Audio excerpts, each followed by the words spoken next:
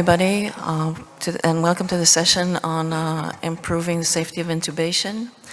Our first speaker is Paul Mayo, and he will be telling us about improving safety of critical care. I doubt Paul needs an introduction, but just in case anybody didn't know, he's from the Zucker School of Medicine in Northwell, New York. Shall I start? Please do. Okay, thank you, yeah. I'm wondering about all these reserved seats up front. All right.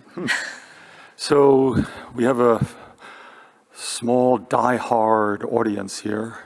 Everyone's having to take off, et cetera, et cetera. And I'm guessing that all of you are in the same fix that I'm in.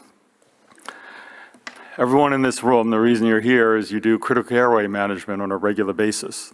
I think that's a good presumption. We all know what the challenge is. It's a high-risk, low-frequency event. It's a complex process with multiple potential failure points. It has a much, much, much higher complication rate than elective operating airway management. Often, most often, the patient is very unstable, has severe cardiopulmonary failure of some sort. Sometimes it's just a neuro issue, which is maybe a little easier. And then if you work in a teaching program, you're dealing with providers with a wide range of capability, and you have to train those providers. Otherwise, there's nobody around to intubate me in a couple of years. You know what I'm saying? And by far, it's the most dangerous procedure in the ICU that we do. And then to make things even worse, there's endless argument about little details of a best method to intubate or induce or et cetera, goes on and on. A lot of, variation in how the care is delivered. In context, I work in a 30-bed ICU operation, full-time attendings, 13 fellows. That's a tough group. And all of our critical airway management is handled by the ICU team. In the United States, anesthesiology is somewhat separate from PCCM, ICU functions, so there's no anesthesiology input ever in my MICU. And all fellows start with 18 hours of very intensive simulation training. We recently looked at that in terms of its effect, transferring to clinical arena with videotaping their team leadership. And the simulation training transfers very effectively to the clinical arena. And it includes crew resource management stuff, mandatory do confirm 39-point checklist that they can recite in their sleep and apply, mastery level of video laryngoscopy, training in graded sedation intubation. That's another discussion, graded sedation versus RSI. And then the fellows are assigned to be the absolute king and queen of the airway. They're the team leader of all aspects once they're fully trained. Now, we know furthermore what the problem is, not conceptually, but by measurement, that there's a classic landmark article which defined the rate of complication at this point in time in this practice area. And this then defined a very simple template that I believe we should all follow very rigorously in assessing, honestly, the quality of our intubations, all right? Dr. Zhang followed this up a number of years later, and you can see still the persistent problems that very well-organized groups may have with, here they are, hypoxemia, hypotension, death, and then some more minor complications, esophageal intubation, agitation, et cetera, But the point being that I thought that this was a big breakthrough in the field because Haber brought organization, real organization to how we can measure the outcome of CCAM. He defined a group of measurable outcomes, and it included success of endotracheal intubation, but particularly a focus on physiological outcomes, which is really what we're interested in. Patients eventually intubated. with a hypotensive hypoxemic, with all the risk that that engenders for brain, kidney, just total body function. And therefore, the challenge we face on a continued basis is, can we improve our outcomes? Okay. Quality improvement approach offers some possibilities, and we know how to do that. You look at your CCAM process, you analyze it by segmenting the different little aspects of it. You measure the process in order to identify failure points. You intervene at the failure points, and examples that we came up with, which are perfectly obvious, but were not obvious to us 10 years ago. High flow, nasal NIV for risk patients. Gastric ultrasonography is standard to avoid untoward or sudden aspiration event. Preemptive use of pressors, standard use of video laryngoscopy. We no longer even think of direct laryngoscopy. We can argue about that. Then constant little add-ons to the checklist, change of induction agent approach. And then following any intervention, that requires remeasurement of the process. And then what's really difficult to do is to continue to measure the process. Have you maintained quality? So, can it be maintained? And this requires a formal, regular reassessment of the Haber endpoints, formally and honestly. And we've been doing that on an ongoing basis. I would encourage you to do that as part of your chronic airway management approach. So in 2007, which is about a year or two after we really started to think about this, stimulated by this method of measurement, we had 128. We had a desaturation rate of 14, 6% hypotension. Esophageal intubation was quite high, one death. Then we took a look twice, and I've conglomerated to 428, saturation of 7%. We started seeing some effect on blood pressure, still 4%, which I regard as unacceptable. The esophageal intubation rate was 6%, but sort of put into this whole 428. About halfway through, we got a hold of a lot of video laryngoscopy devices, and immediately 2017, which our most recent measurement of the simple but essential endpoints, we were down to 8%, but I was a bit troubled because we were still having significant hypotension. Esophageal intubation had disappeared completely with introduction of VL, no deaths. Then in the last, I think, 10 months, we've taken a look at our process. I'll tell you why. And I was rather struck by the fact that we've been able to get the blood pressure issue still 2%, which I'm not happy about, but have some improvement. We're going to do a statistical analysis on this, but I think it's going to be significant. Esophageal had 1, for which I'm embarrassed, okay? Saturation, we'll talk about that in a moment. So I thought probably that we were able to maintain quality, possibly improve it. And one of the considerations that I was very troubled by is during COVID. Notice I haven't put our safety data about COVID. We just lost control everything we were doing because of this overwhelming number of patients. You lived this life as I did, that I thought we really, really had to take a re-look at our quality, because I was afraid that the failure of quality during the COVID surges might have spilled over and persisted. But I was happy to see that that was not the case. But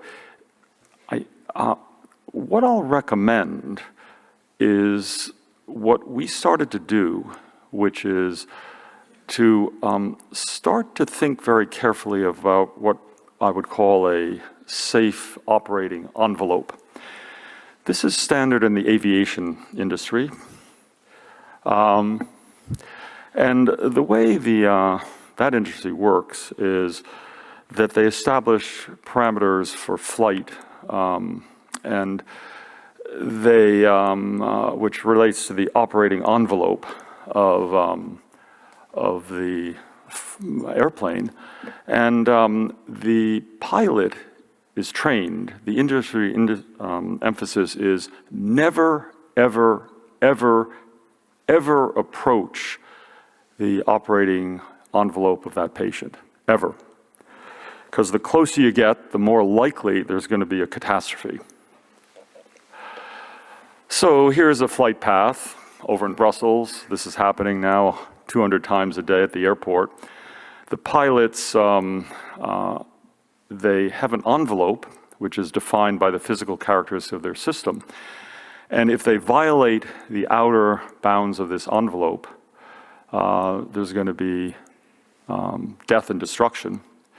So their response, the industry's response, is to stay away from that.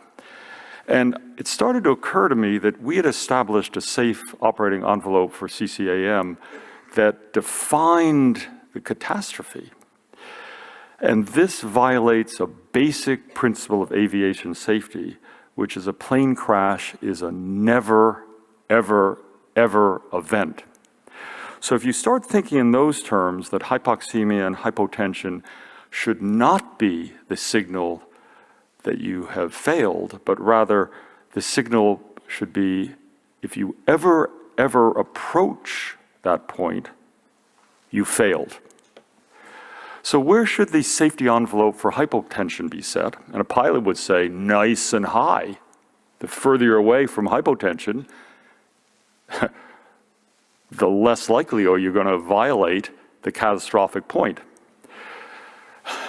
Conventional approach, which we were sort of using, was when hypotension occurs. That's when you get excited. For the pilot, this makes no sense whatsoever. Why not set the safety envelope well way above from its point of violation? And we know that, as Dr. Pinsky is going to describe in great detail, you put a person on positive pressure ventilation, you give them induction agents that are cause distributive shock, and then you're going to put them on more stuff after intubation, they're going to get hypotensive. So start pressors well before this happens. Block it so it doesn't happen. The rule becomes then understanding that hypotension of any degree may injure the old brain, even if short in duration. And prolonged hypotension will cause, all sorts of body injury. A bit of mild hypertension never hurt anyone except in some very obvious little exceptions. And therefore, the CCM leader is tasked with never, ever, ever allowing hypotension. And the pilot says, well, of course, never crash the plane. So this requires a rethink of how to train people. And there are problems. You have to train people to have a different attitude about safety. Often among my great partners, there's like this resistance. Why will you worry? No. And then the exact starting blood pressure is not really known. And then the agents that you give to defend blood pressure have to work quickly. Volume resuscitation doesn't work in this situation. What dose do you use? And excessive elevation of blood pressure may have ill effect in certain situations. So we've established as everybody before induction agent is given has to be 120 to 140, period. And if that's not the case, that's a violation of safety envelope, and that has to be called into question during the debrief. Hypoxemia, everyone knows we're cursed by this small group of patients who are horribly hypoxemic.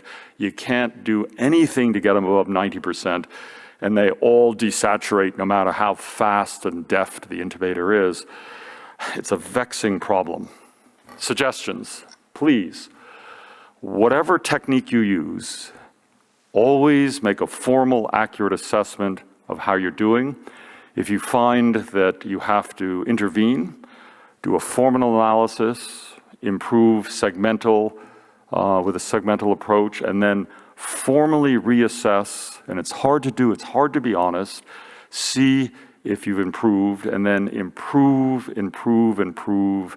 and then think very carefully like a pilot does. Major violation of safety is identified not when the envelope is violated, but when there's any deviation from the flight path well before the crash occurs, okay? I finished on time. Am I right? Very well all done. right. So are there any questions?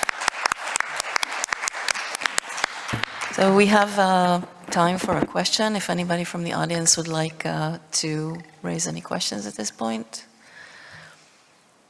Okay, thank you. All right. Thank you.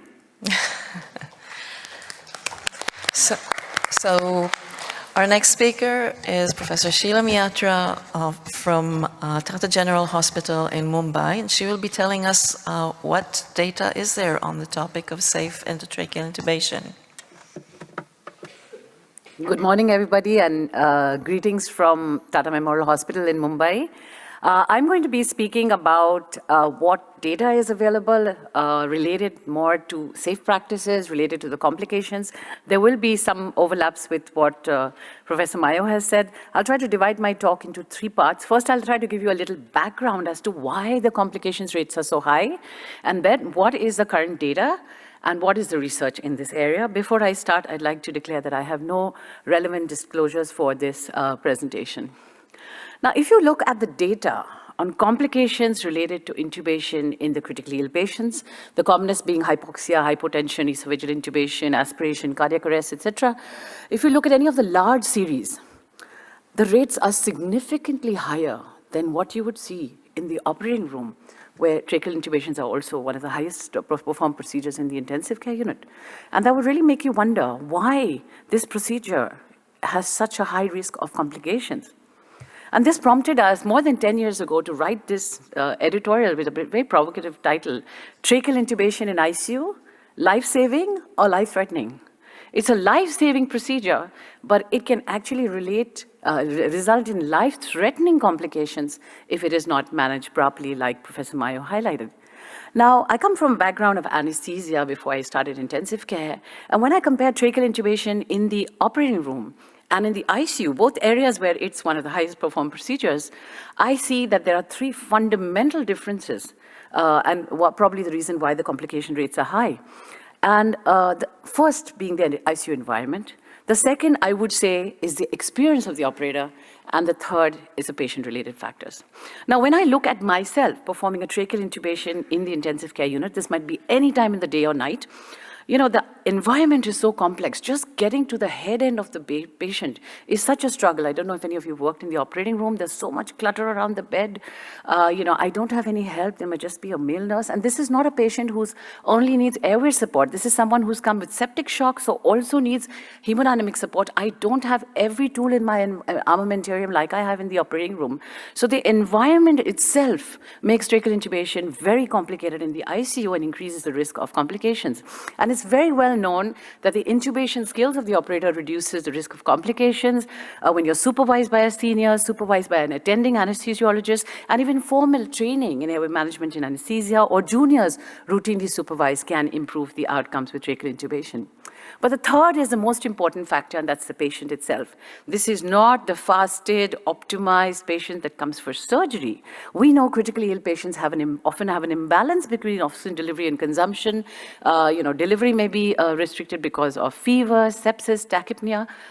Consumption may be increased, and low delivery because of various illnesses, anemia, lung disease, low FRC. And these patients, even when you try to pre-oxygenate them, you know, patients, if you compare them with the patients of normal lung compared to those who have an ARDS or pneumonia, and you try to achieve the same end-tidal oxygen O2 requirements, you will see that they already start, and I'm sure you're familiar with Benioff's curve. If you look at patients who are critically ill, they already start with a low FRC, they have a high oxygen consumption, and they rapidly desaturate after you give a muscle relaxant. So this is, the Benioff's curve showing this very, and I'm sure most of you have experienced this after you give the muscle relaxant when you're doing a rapid sequence intubation in this patient. These patients who are critically ill have what we call a physiologically difficult airway. Now, this was first described by John Sackles, and this is an emerging concept. Now, what do we mean by a physiologically difficult airway? All along, we are fixated with anatomical difficulty, how to technically get the tube in. A physiological difficult airway is one in which physiological alterations in the patients, as we see in critically ill, increases the risk of complications during tracheal intubation and transition into positive pressure ventilation. So if you look at, these are the usual steps that we follow during tracheal intubation in a critically ill patient. As I mentioned, these patients have a physiologically difficult airway, and this increases the risk of morbidity, mortality in these patients, especially hypoxia and hypotension. Now, in addition to this, if they also have an anatomically difficult airway, this further increases the risk of complications, and this is why airway management in the critically ill patients is really a high-risk procedure and should not be taken lightly. So coming back to this, these series, and we have, of course, Audrey's paper as well, which has shown a high incidence of cardiac arrest. So these are largely single-center studies done mostly in the developing world or national audits. We didn't have any data, global data, on what are the intubation practices and what are the complication rates with tracheal intubation in ICU. And I'm sure you're all aware of this paper we published in the JAMA in 2021. And this was global data, observational study, but we looked at intubation practices. How were people intubating patients in the intensive care unit? And we looked at the incidence of peri-intubation complications. And this is data from 29 countries. I was very fortunate. This study was led by the Italian group, Vincenzo Risotto and Giacomo Bellani. And I was very fortunate to be the second author on this paper and contributing to this study. And we had 197 centers from across the globe, 29 countries, participating, real-world data. And we took the first consecutive 20 intubations over a 6-week period. And the primary outcome in this study was looking at least one of these events happening within 30 minutes of intubation, severe hypoxia, cardiac arrest, or cardiovascular instability defined by the following criteria. Now, these are the demographic data of the patient. Now, it's very interesting that respiratory failure was one of the common indications, most common indications for tracheal intubation, and this was followed by neurological impairment in 30% of the cases. This was the reason for the intubation. But I'll just present, the major results of the study. Now, if you look at the primary outcome, if you look at the severe complications, 45% of the patients had complications, which means 1 in 2 tracheal intubations that we perform actually have one of these complications. And what was surprise to us was that 42% was cardiovascular collapse. Respiratory severe hypoxia was only 9.3. Though the indication for tracheal intubation was largely because of respiratory failure, and cardiac arrest was 3.1, which is quite close to Audrey de Jong's paper and her data.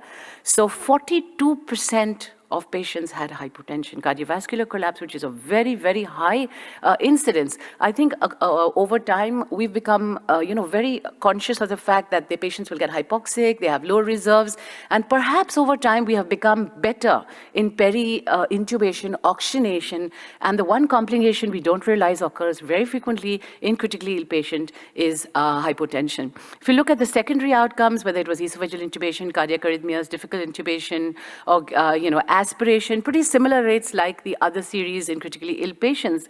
What was very interesting, especially because the incidence of hypotension was so high, the most commonly used induction agent was propofol.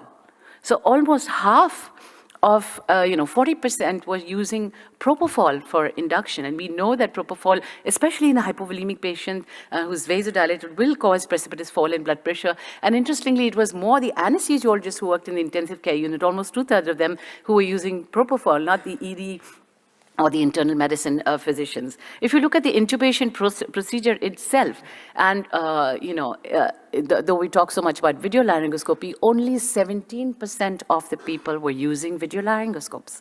And this is not data from the developing world. This was also in the developing world. So very, very underutilized. And my colleague Craig Jabaley will of course talk about different techniques and what is the data related to this and how we can have strategies to improve outcomes. Stylet and Bougie, and we have recent trials showing that these should be used as during first attempt at intubation. Stylet was used in about 70%, Bougie in about 21%.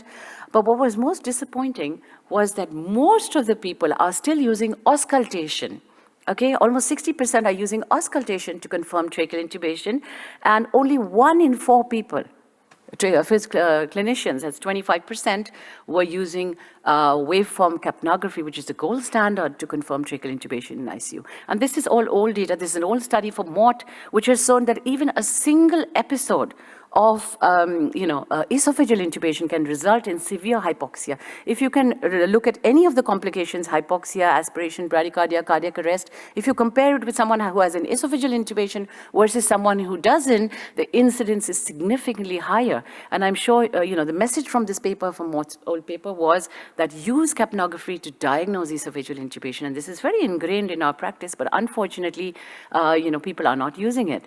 And 10 years back, I'm sure you must be aware of this national audit project that was published in the UK, and they looked at the incidence of complications related to tracheal intubation, not only in the operating room, but also outside the operating room. And this is the subgroup of the data from the, critically ill patients, and it was about 184 complications that occur.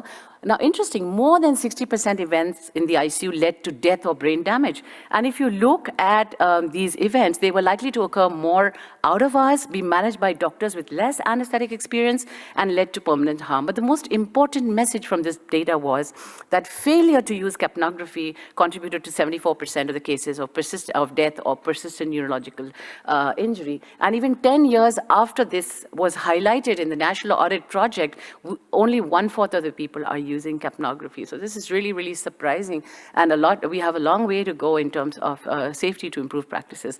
And if you look at the intubation-related events, attempts, and of course our goal is always to try to have first-pass intubation success. Even between 1 attempt and 2 attempts, there was a significant difference in the incidence of complications associated with hypoxia, cardiac arrest, etc. So this highlights the importance of having strategies, which Craig is going to be talking about after me, to improve first-pass success, because even between first and second attempt, there seems to be a difference. And I think this was one of the most important findings of the Intube study. It was the first time that we had data to show that small procedure that you do for 10 to 15 minutes in the ICU, where you look at tracheal intubation, actually has an impact on mortality. So there was a difference in the 28-day mortality was higher in those patients who had cardiovascular instability or had any of these outcomes. So this is really important. We look at tracheal intubation, we say, oh, we had hypotension, we treated it, we had hypoxia, we just did something. But this actually impacts outcome, and this is what was shown in the Intube study for the first time. Now, the incidence of hypoxia hypotension, was very high. Like I told you, almost 1 in 2 patients had hypotension, and this has really, really been a concern. So we did, sub-analysis of the data from the Intube study, and we looked at what were all the patients who developed this cardiovascular collapse, and we did multivariate analysis, and we published this in the Blue Journal, and we looked at what were the factors that led to, were responsible for this hypotension in this patient, because they had very high incidence.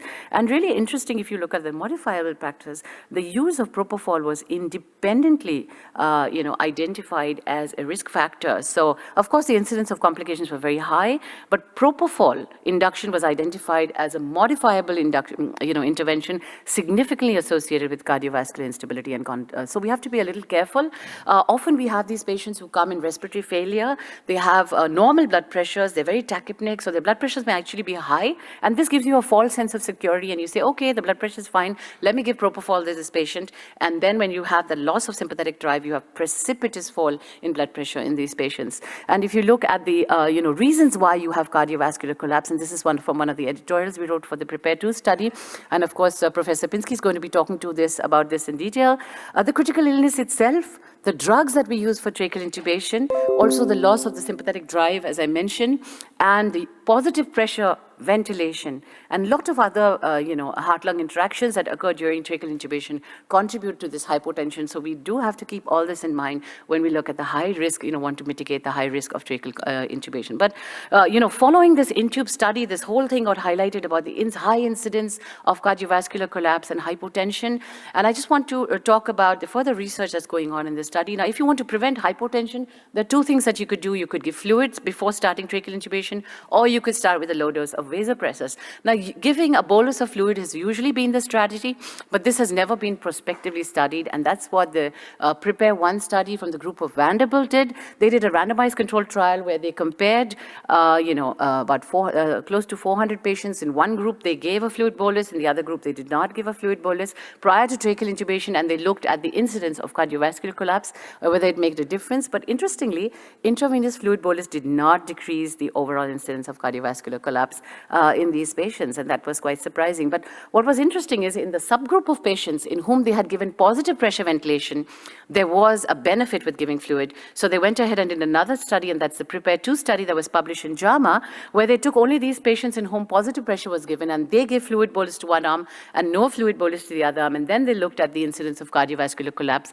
And interestingly, there was no difference between the two arms. Of course, there were a lot of limitations in the study. I'm still not convinced that giving a fluid bolus may not make a difference, but the future research in this area to mitigate these complications, and I'll tell you about the trials underway. One is a FLUA trial that's happening in my center, where we're looking at the effect, a randomized controlled trial looking at the effect of fluid bolus with vasopressors on one arm, and looking at the incidence of cardiovascular collapse among critically ill patients undergoing tracheal intubation. And the other study that's happening will start soon. The first trial has enrolled about 80 patients, and the prevention trial, and this is from the Isicem, and what they're doing is there's a multi-center trial. In one arm, we're looking at starting with a low dose of vasopressors and comparing it with usual care. So perhaps in the in the next 1 or 2 years, we will have the answer as to whether low-dose vasopressors makes a difference. So I'll just conclude my presentation by saying that critically ill patients have a physiologically difficult airway with a very high incidence of complications. Hypotension is the most common complication. Keep this in mind. It's not hypoxia as we imagined. And the complex ICU environment, the patient and the operator factors make tracheal intubation more challenging in the ICU. And consider every ICU intubation as a high-risk procedure. And remember that this life-saving procedure might actually turn into a life-threatening situation if not managed properly. Thank you very much for your attention.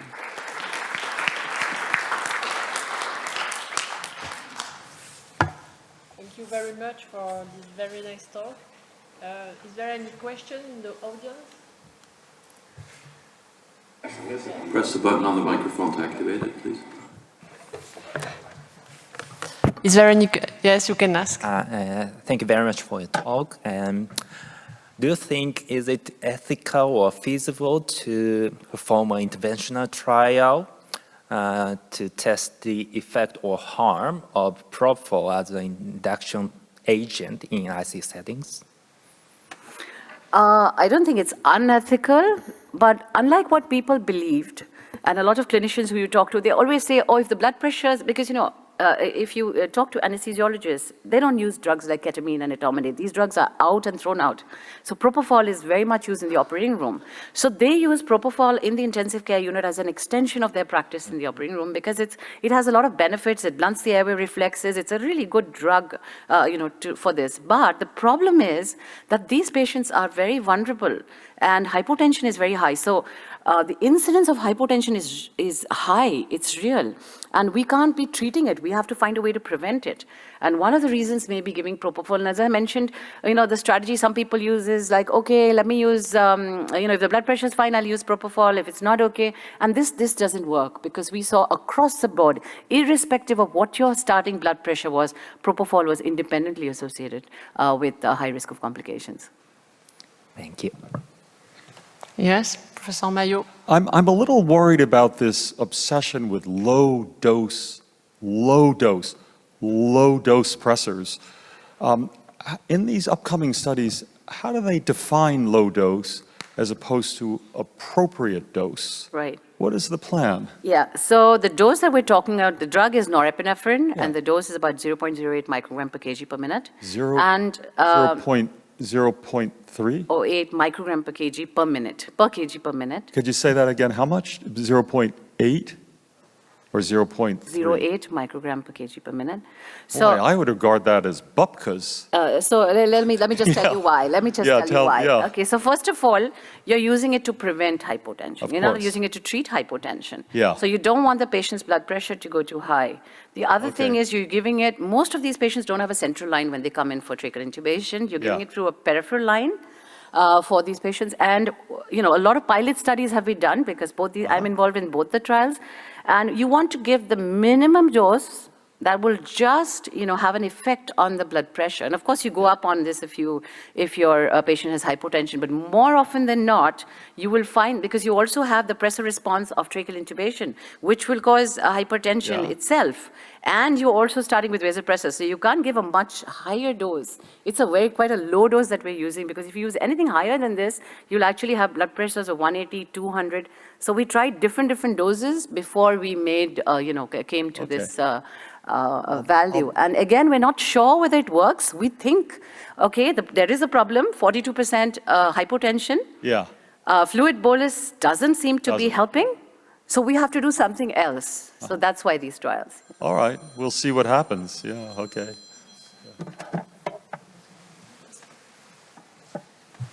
In the Intub study, you showed that there is almost 50% of the use of opioids. Do you think that there is a role of the opioids in the hypertension? Yeah, could be. That's usually even when you give, most of the time we use some fentanyl, and fentanyl was the most commonly used among these patients. This could also contribute to the hypotension, yes.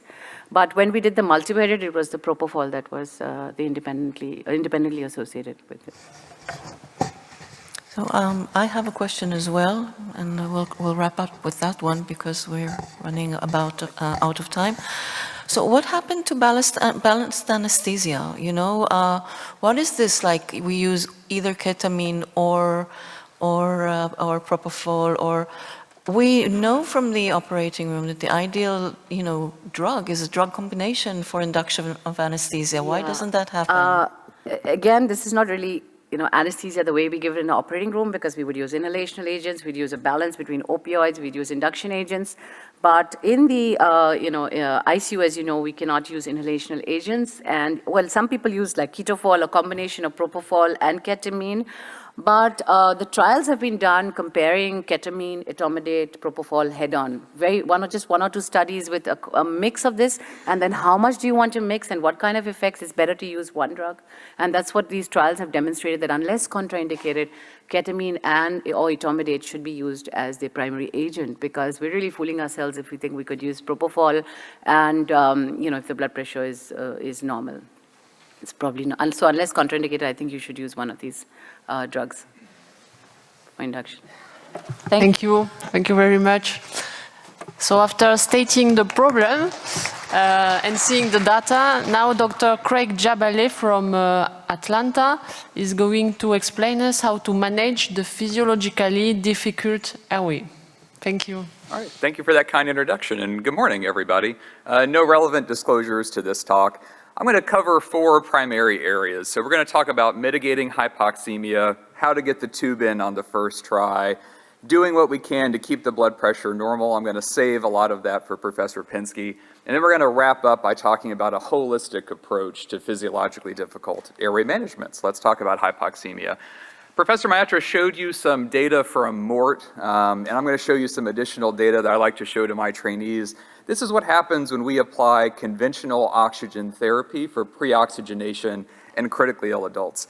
The answer is not very much. So here, what they did was they pre-oxygenated over the span of 8 minutes, basically either continuous flush oxygen through a non-rebreather or through a bag valve mask. And you see that the PaO2 really does not budge a whole heck of a lot. And of course, the reason for that is that these patients have diseased lungs. So we have to apply advanced approaches to pre-oxygenation in critically ill adults, especially in those with advanced hypoxemic respiratory failure. And in 2023, the 2 primary means by which we do this are non-invasive ventilation, by which I mean pressure support plus PEEP, or high-flow nasal oxygen. I'm going to talk about this a little bit more in a second, but the long story short is that non-invasive ventilation is more effective. And we know the reasons for that, right? You know, you have a reliable interface, you can deliver a larger amount of PEEP, and it's just more effective when it comes to oxygenation. Now, the downside is that when you've got either a conventional mask interface or a full face mask interface, obviously that has to come off when you put the tube in. In contrast, high-flow nasal oxygen you can leave on during the intubation procedure to accomplish some apneic oxygenation, but we know because you only generate a very modest amount of PEEP that the oxygenation effect is pretty variable.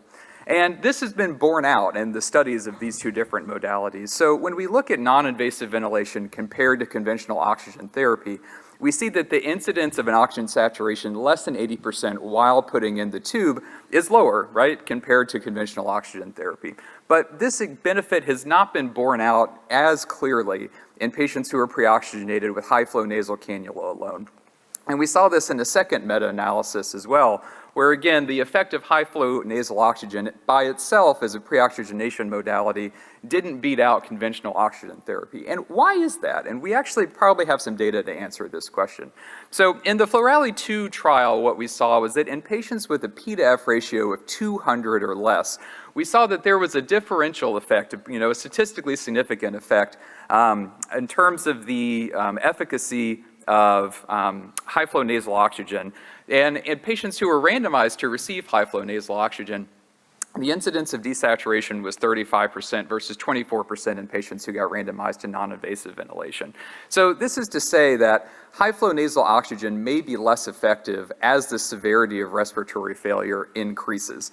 And this has been demonstrated, I think, very nicely graphically. So when you look at the relative risk of an oxygen saturation less than 80% during intubation relative to the starting P to F ratio and a number of different trials that have been done over the years, you see an almost linear relationship, which is, I think, very interesting. So as the P to F ratio goes down, as the severity of respiratory failure increases, the efficacy of high-flow nasal oxygen as a standalone pre-oxygenation modality is just not as effective.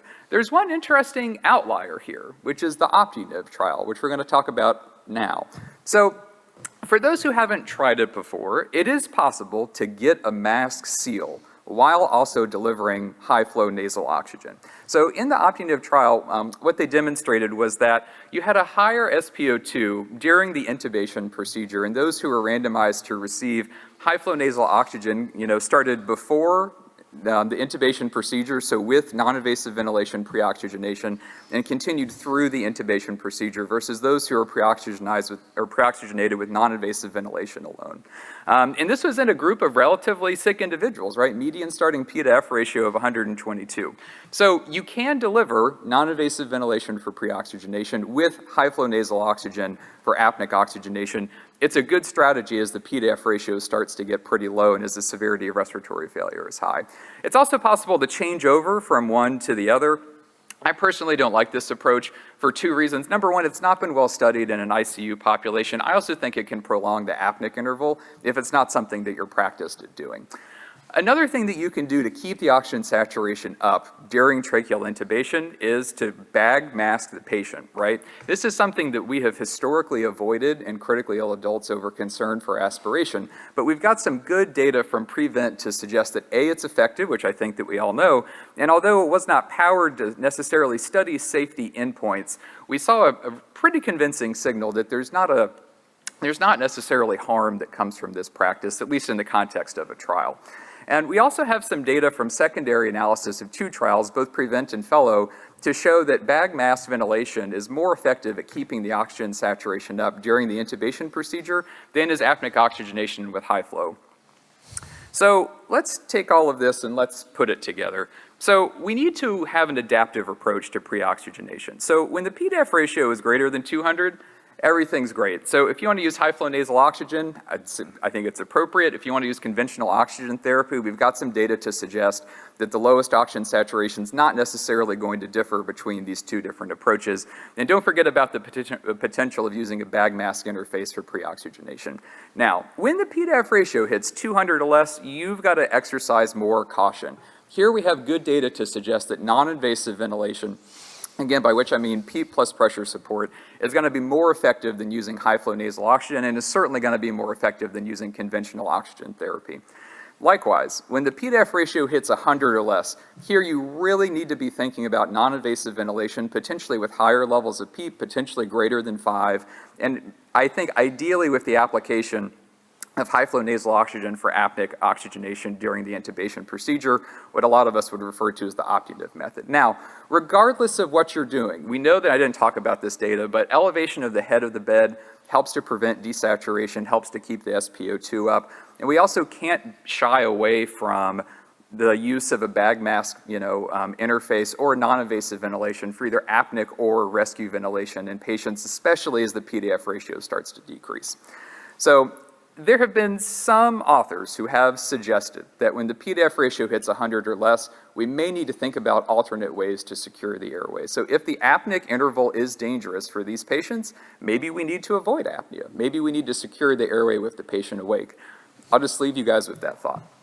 So let's talk about getting the tube in on the first try and why that's important. So Professor Myatra just showed us this data. I think it's one of the most interesting findings from Intube. It's in the supplement, so you may have missed it, so I'm going to highlight it again. So again, we've known for a long time that the incidence of adverse events goes up the more times you try to put the endotracheal tube in. But Intube was the first data to show us that this effect has persisted in the era of video laryngoscopy. So what we see here is an almost linear increase as the number of intubation attempts increases in the incidence of major adverse events, which was driven largely by the incidence of severe hypoxemia. So getting the tube in is important, and we know that sometimes no matter what we do, the patient is going to desaturate the longer it takes us to secure the airway. Video laryngoscopy is probably the #1 intervention that we can employ to improve our chance of first pass success, but parsing the literature here over the years has been challenging because although we talk about video laryngoscopy like it's one modality, it's not, right? We have these hyperangulated devices, we have these kind of curved or conventionally angulated devices, and then among the hyperangulated devices we have channeled, we have unchanneled ones, and then we have a million different trade names amongst all of this. But I think really when you boil it down, and what I've tried to emphasize over the years is that we need to compare within these groups, right? We need to think about these conventional profile devices, unchanneled devices, and channeled devices. And summarizing all of this literature has been challenging until recently. So in the BJA last year, there was a good meta-analysis that was done about the impact of video laryngoscopy on first pass intubation success. And what I loved was that they broke it down like this, right? Curved, hyperangulated, and channeled devices.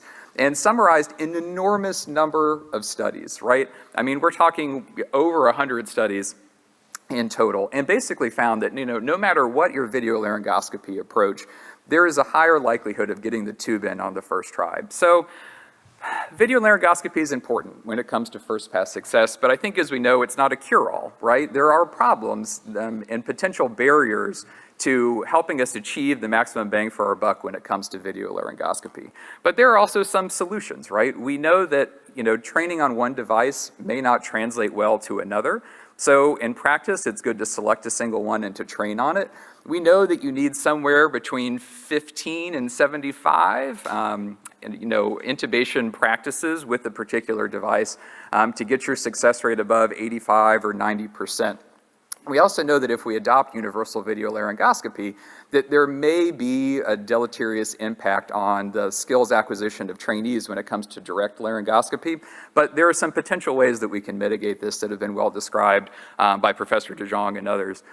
Soiled airways are a problem. We can overcome that. We know that we need to use intubating adjuncts when we use a video laryngoscope, right? A stylet, a bougie, especially with unchanneled devices. And if you have a concern with the airway being soiled or that you may need to directly visualize the airway, we can use the conventional profile devices to accomplish this. So there are ways to maximize the bang for your buck when it comes to video laryngoscopy. I just want to highlight those here. The other thing, of course, you can do to help to get the tube in on the first try is to use neuromuscular blocking drugs. So there's a long-standing dogma in anesthesia where sometimes we were scared to use neuromuscular blocking drugs in case we got into a cannot intubate, cannot ventilate situation. But when you look at the incidence of difficult intubation relative to the number of intubations performed with neuromuscular blocking drugs, again, I think this is just kind of a very interesting look at the broad landscape of literature. What you'll see is that the more likely, or in these trials, the more likely they were to have used neuromuscular blocking drugs, the lower the incidence of difficult intubation. So what do I have to say about optimizing first pass success? Laryngoscopy, approach to laryngoscopy is important. Keeping the oxygen saturation up is important, right? Nothing makes it more difficult for you to get the tube in than when the patient's desaturating and you need to hurry up. Neuromuscular blockade is also important. So then you say to yourself, okay, this sounds pretty simple, but it's not, right? We talked about the use of standard equipment and advanced equipment to accomplish oxygenation and laryngoscopy. When, of course, if you're going to do that, you need to train your personnel. But you need to figure out some ways to assess your patient to figure out how you're going to oxygenate them, how you're going to approach laryngoscopy. tracheoscopy, you need some tools for that. You need some backup planning for that. In order to accomplish all of this, you're going to give some sedative hypnotics. You're going to employ mechanical ventilation. Your patient's going to develop shock. It's not that complicated, right? Oh, wait, it is. It's extremely complicated. So I'm going to talk in just a second about the role of sedative hypnotics in shock. And then after that, I'm going to summarize by talking about how we can take all of this, all of these different myriad pieces to the puzzle, and try to organize them a little bit better. So like I said, Professor Pinsky is going to talk about hemodynamics in just a minute. And Professor Myatra summarized what I'm about to tell you, which I think everyone already knows. You know, for anesthesiologists in the audience, we may have a cognitive bias toward the use of propofol. So when you look at Intube, where about half of the intubations were done by anesthesiologists and about half of those patients received propofol, it differs from what we see in other prospective trials where airway management was done by non-anesthesiologists and those patients were more likely to have received etomidate. And you know, we as anesthesiologists may not like etomidate. It's very controversial. There's no doubt about it. But there has been some suggestion in secondary analysis of data from Intube that I'm going to skip through just a little bit to say that, you know, the administration of propofol is probably one of the few modifiable risk factors that we have under our control to limit the incidence of hypotension during the intubation procedure. What we can take away from the etomidate versus ketamine trial, I think, is that in patients who received etomidate compared to ketamine were less likely to get a bolus of vasopressors. They were less likely to have adverse cardiovascular endpoints. If you like etomidate and you think etomidate is safe, I think what you probably took away from etomidate versus ketamine trial is that the 28-day mortality was not statistically different or different in a statistically significant fashion. If you think etomidate is poison that kills people, then what you probably saw was at day 7 that there was a difference in mortality. So it's like one of those ink block tests, you know, where some people see a bat and some people see a butterfly. I think that's what a lot of people took away from the findings of this trial. So you say to yourself, my patient's blood pressure is going to go down, maybe I'll give them some fluids. We had a suggestion from the PREPARE study, like Dr. Myatra told us, that perhaps patients who receive positive pressure ventilation might benefit from a fluid bolus. We didn't see that bore out in PREPARE 2. And why is that? Well, the answer is that it's complicated, right? When you think about hemodynamics after securing the airway and you think about ventricular function and preload, and you say, well, preload's a function of volume status, giving some fluid will fix this, but it's really not that simple, right? There's an interplay between intrathoracic pressure and the abdominal pressure. There's an interplay between the afterload that the left ventricle and the right ventricle see, and then we get into some interventricular issues. And I'm really happy I don't have to talk about this. You're gonna hear about this in a couple of minutes. So I'm going to wrap up by just talking about a holistic approach.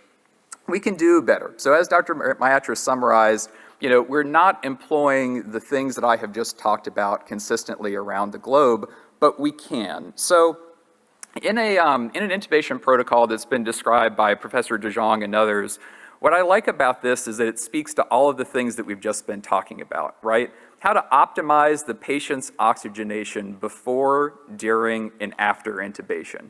How to optimize the chances of first pass success based on both things that we do in terms of personnel and resource management and things that we do during the actual intubation procedure.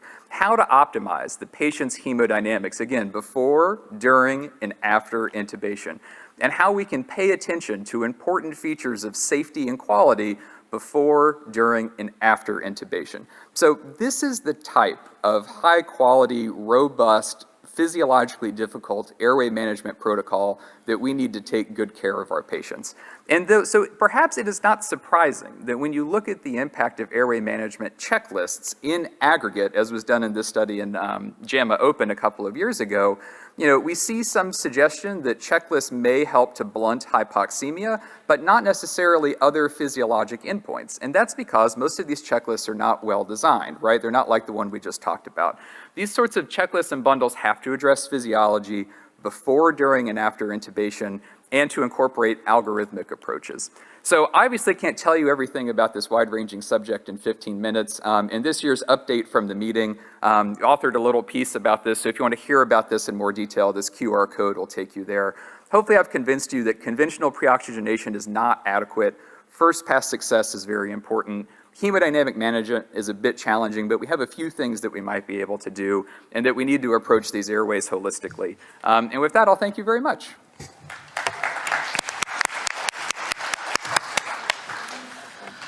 Wow, thank you. That sort of put things into a frame, I think, for us, and ordered what we've put into some, given some order to what we've heard. I wonder if anybody in the audience has any questions about, to Dr. Craig? No. I have a quick question. What do you think about checklist? Do you use checklist in your center or? We do, so we do use a checklist at our center, but I will tell you it's not as good as it could be, right? Because a lot of times I think when we use intubation checklists, we think, okay, when I go to secure the airway, I'm going to need these people or these resources, these medications, these technical bits of equipment. That all makes good sense. The checklist can help you do those things, and I think that for standard airway management that's beneficial, but when it comes to physiologically difficult airway management, that doesn't cut it, right? We have to think about how to optimize the patient before, during, and after the intubation procedure. So, in using a checklist like, maybe I'm embarrassed to say that we used, again, if we were to study that in a trial, it's not going to improve physiologic or patient-centered outcomes, right? It's just not. And I think that that's why we see this signal emerge in meta-analysis, because we haven't been studying the right kinds of bundles and right kinds of checklists that try to optimize the patient and focus on those specific interventions. Okay, thank you very much. So we'll continue with our next speaker. Dr. Michael Pinsky is coming from Pittsburgh, US, and he's going to give us some insights about why some patients remain hypotensive. Thank you very much, Sharon. Congratulations for surviving until Friday. I've been screaming for 40 years that endotracheal intubation creates a cardiovascular crisis, and I'm absolutely delighted that there's a session on that. My conflicts of interest have nothing to do with this. As you heard, the multi-center study showed that emergent intubation is associated with cardiovascular insufficiency. Now, what they didn't say, but was part of those studies, is that a significant number of emergent intubations do not occur in the intensive care unit. They occur on the floor. They occur in the emergency department. And though I really like having a whole bunch of people around when we have to intubate someone, because I used to teach the difficult airway management course, which is called the DAM course, we often don't have those opportunities in the middle of the night. And with the study by Bowles that you cited was all on emergent intubation on the floor, and that was from our institution. And we found that there were 25% of the patients emergently intubated on the floor remained hypotensive for more than 1 hour. So this is a very big deal. And it's not surprising to me that fluids don't do anything, because fluids rarely do anything, and it's the wrong mindset in most of the patients once you understand the mechanism of disease. I like the fact that propofol was shown to be bad, because it should be bad, because it's a profoundly suppressive agent. I've always used etomidate. I've gotten to use ketamine lately because all the residents want me to use it, but that's the only reason I use it. But they have a nice profile. Remember, you have to be a pharmacologist, and when you're doing these, you have to understand how the drugs work, okay? So there are very simple things that happen with endotracheal intubation, and they all can screw up the cardiovascular system, some of which you can treat beforehand, but some of them are due to the intubation itself. Intubation will require sedation. I'm a big fan of awake intubation in the sickest people, and those are what I try to do, but oftentimes you don't have that option. If you don't understand that one of the reasons why patients crash and need to be intubated is they already have cardiovascular collapse. The most common cause of intubation, though, is respiratory failure. And most of that respiratory failure is not ARDS. It's chronic obstructive pulmonary disease, so it's a different process. In the ICU, it's ARDS, but on the floor, it's COPD. And positive pressure breathing, as I'll describe in a second, causes an elevation of intra-expiratory pressure, and it's going to cause hyperinflation. So if we think about changes in lung volume and changes in intrathoracic pressure, one of the most important things that increasing lung volume does, especially in patients with airflow limitation, is increases the resistance of the pulmonary vasculature, because the alveolar vessels for the same transpulmonary pressure have a higher resistance. If you were to look at a normal pulmonary vascular profile from residual volume to total lung capacity, the lowest pressure the resistance you have is at functional residual capacity. But if you look at why this is the case, the alveolar vessels have no tone, so they have no resistance. But as you increase transpulmonary pressure, airway pressure to pleural pressure, when it exceeds left atrial pressure, the vessels spontaneously collapse, cross-sectional area goes down for the vessels, and therefore, by definition, resistance goes up. And this is what you see in all COPD patients in respiratory failure. In the patients with ARDS, they have small lung volumes, and by the process of hypoxic pulmonary vascular resistance, increases the tone in the vascular vessels, and therefore the extraalveolar vessels go up. So any patient that you're intubating is going to come to you with a high pulmonary vascular resistance to start with, and if it's new, it'll cause them to have right heart failure. Increases in lung volume above FRC increase pulmonary vascular resistance, and hyperinflation is profoundly common. And what I wanted to share with you is that if you think about the classic physiology, that your lungs have a compliance and you breathe out passively against an airway resistance, that the rate of fall is simply the time constant, time the temperature, and this is, times the volume. So classically tau, which is resistance times compliance. If the resistance goes up or the compliance goes up, think COPD. In all cases, they'll have a longer time to breathe out. And this is a big deal because look at this picture. If I take a bag ventilation, and a bag for bag mask ventilation has a volume in it of 3 liters, and I simply do this, I may give the patient a 15 ml per kilogram tidal breath for a single breath. And I don't know if you've ever seen what the respiratory therapist does when you intubate the patient, but they give them a really big bag and everyone smiles. It's the chicken soup philosophy of life. It's a little good, more is better. But I want to show you that 3 breaths of a large tidal volume in a patient with chronic obstructive lung disease can double their FRC. They rapidly hyperinflate. So by the time you turn around and make sure that the airway is secure, they're already hyperinflated. Okay, period. This is not a minor point. They don't go up and explode because as the lungs get bigger and bigger, the compliance goes down and the resistance goes down as well because the airways are bigger and you reach a new steady state, but you reach a new steady state at a very high lung volume. And this was known for years. This is a COPD patient that John Marini and Paul Pepe showed in a review of occult PEEP in a COPD patient. And when it was published in the Blue Journal, it wasn't even considered a paper. It was a clinical commentary because the reviewer said, we already know this, but we don't practice with it. So when the lungs inflate, the chest wall can go up, the diaphragm can decrease, but the heart is trapped in the cardiac fossa. And if you look at the effects of increasing intrathoracic pressure on left ventricular function, you can see it's not rocket science. Look how small you make the heart. This is not a volume responsive decrease in preload. When you think about how increases in intrathoracic pressure affect venous return, you can do it from a classic venous return curve. Here's your ventricular function. There's your normal venous return. This is your equilibrium point. We all live there. As I showed in 1984, that with spontaneous breathing, you get increase in venous return, but with the positive pressure breath, as you decrease the venous return, stroke volume goes down. And everybody now knows this. And I presume somebody in this room was not yet born in 1984. So I can comfortably tell you, we knew this before you were born. Okay. So what happens with positive pressure breathing?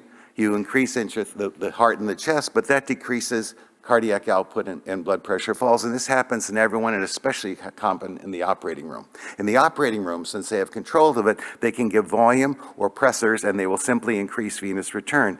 Intubation must induce a form of cardiovascular collapse, which will be more obvious in the hypovolemic patient, because in the non-hypovolemic patient, as the diaphragm descends with positive pressure breathing, it increases intra-abdominal pressure, preventing the fall in venous return. Okay? And the greater the tidal volume, as we showed in this study, from 5 to 10 to 15 to 25 mLs, the greater the amount of flow that leaves the chest. As you can see in this picture, as you go from 5, look at how much volume leaves the chest.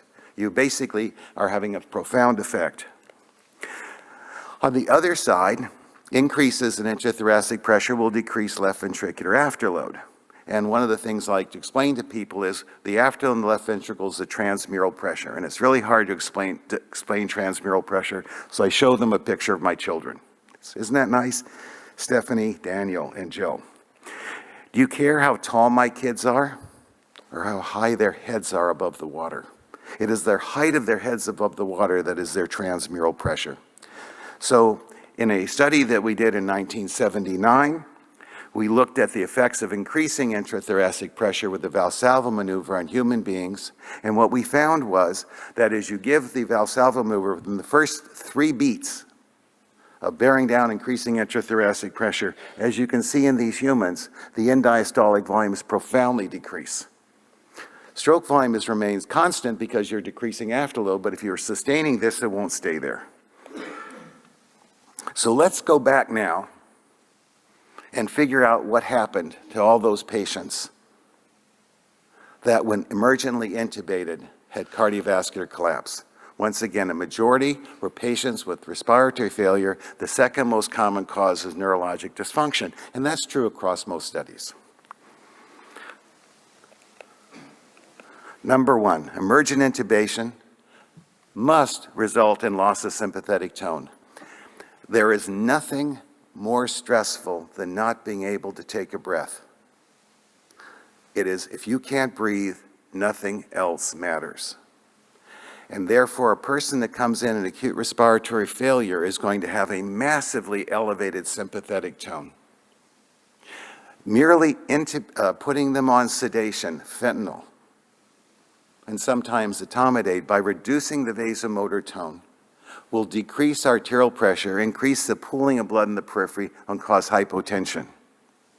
This will cause the blood pressure to fall, and if the diastolic blood pressure falls too much, you decrease coronary perfusion pressure and you get a primary myocardial depression. You get a decrease in unstressed volume. You also see the increase in intrathoracic pressure. At the same time as the mean systemic pressure is falling, the right atrial pressure is rising, so your pressure gradient for venous return is lost. And if you have hyperinflation, which occurs commonly, you're impeding right ventricular function, so at the very time the right ventricle needs preload, it's decreasing its volume, but if you give them too much preload, since they're in right heart failure because of the hyperinflation, they will go into further failure. Almost none of this is fixed by volume alone. Almost none of this.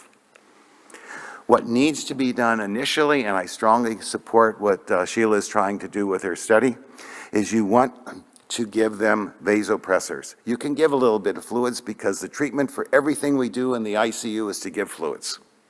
I don't know why, but that's what we do. I can't tell you how many times I've said, patient's not doing well, so I gave him 500 of Ringer's lactate or something. I say, why'd you do that? Well, they weren't doing well. What do you mean well? You know, so that's what they do. So to address this issue, we should use a vasopressor. And the vasopressor of choice is norepinephrine. Please do not use phenylephrine. Phenylephrine has no beta effects and will therefore only cause the heart to eject less at a time when you need it to have more. Norepinephrine is the pressor of choice, and you can, if you are not emergently intubating someone on the floor, and you have the ability to start a vasopressor beforehand, that's wonderful. But if you don't have the ability to do it, it should be available to start.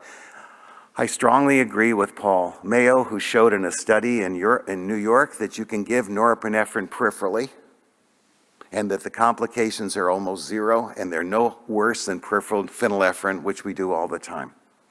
So I would start norepinephrine as necessary. And how much norepinephrine do you give? I have no idea. Let the patient tell you. Let the patient tell you. You want to prevent hypotension from occurring or rapidly reverse it. It's a transient phenomenon, and as long as you haven't created profound hyperinflation, they will be fine. With regards to the increase in intrathoracic pressure and lung volume, hyperinflation is a very big deal and is often ignored. So you have to treat the patient as a pulmonary doctor would, with decreasing tidal volume, prolonged expiratory time, but everyone's giving big breaths because they're so happy they've got an airway in, okay? And that's going to increase dead space, increase shunt, and make oxygenation worse. So you have to avoid hyperinflation by doing the strategies that we know work to prevent it. So in summary, there are many causes of cardiovascular insufficiency around emergent intubation. Okay? There's immediate loss of sympathetic tone, but the good news is that's reversible. Sustained hypotension probably is not due to the sympathetic tone loss, but is due to other issues such as hypovolemia, but these are rarely fixed by fluids alone. If you avoid or minimize hyperinflation in the chronic obstructive lung disease patient, it'll do a lot of good for you. You want to give, therefore, the minimal tidal volume and PEEP. That's just how you prevent hyperinflation. And you want to support the arterial pressure with pressors. And this is exactly what they're going to do in the trials. And this makes sense physiologically, because this will decrease your unstressed volume and be much more effective and fast at increasing venous return, because it makes the circulating blood volume effective to make blood flow. And with that, I thank you for your attention.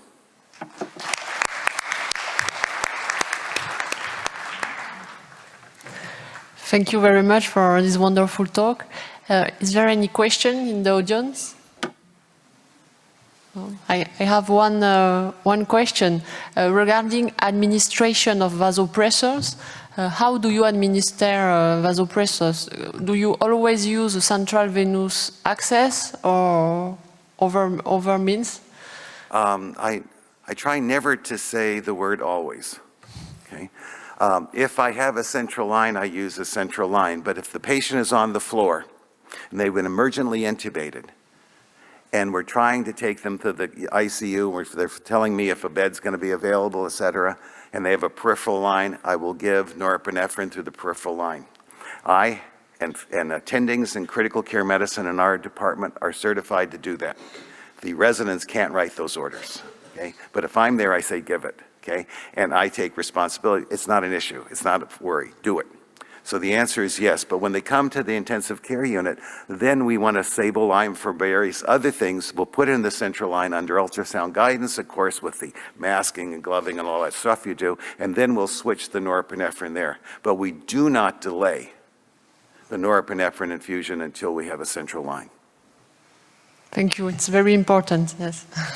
So I'd like to you to elaborate a little bit more on two of these points. One of them is what's your approach towards bolus drugs during our pre-induction?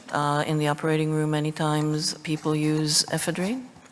And the second question has to do with the timing of administration. Do you start norepinephrine before you induce or after induction once you see a trend?